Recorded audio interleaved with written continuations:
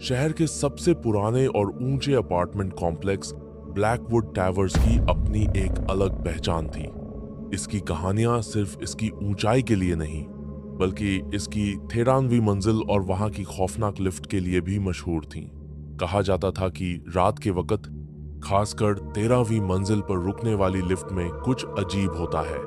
करण, एक युवा पत्रकार, इन शहरी किंवदंतियों को सिर्फ गपशप मानता था।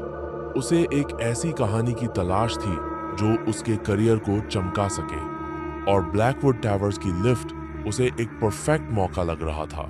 उसने बिल्डिंग के मैनेजर से बड़ी मुश्किल से 13वीं मंजिल पर एक रात बिताने की परमिशन ली।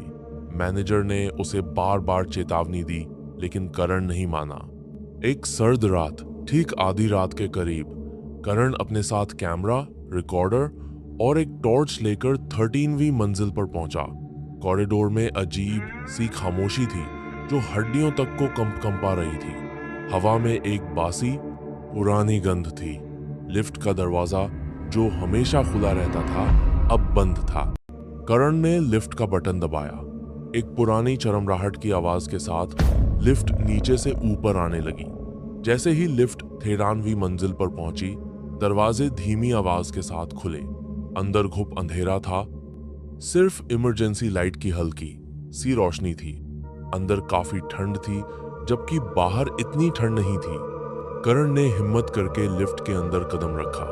उसने अंदर जाकर दरवाजा बंद करने वाला बटन दबाया, लेकिन दरवाजा बंद नहीं हुआ।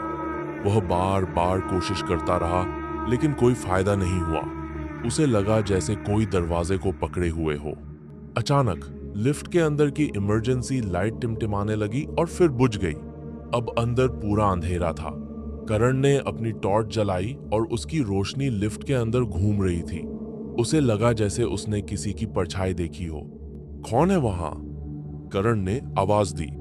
कोई जवाब नहीं आया, लेकिन उसे लगा जैसे लिफ्ट के कोने से एक ठंडी सांस उसके चेहरे से टकराई हो। उसके रोंगटे खड़े हो गए।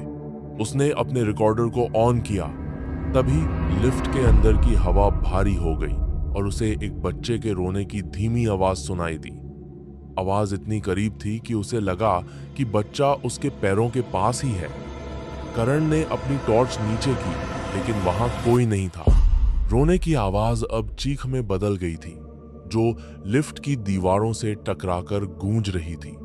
लिफ्ट अचानक झटके के साथ ऊपर जाने लगी, जबकि करण ने कोई बटन नहीं दबाया था। लिफ्ट तेजी से 13वीं से ऊपर की मंजिलों पर जा रही थी, हर मंजिल पर बिना रुके। मुझे बाहर निकालो, करण चिल्लाया। घबराकर लिफ्ट के बटन दबाने लगा, लेकिन कोई काम नहीं कर रहा था।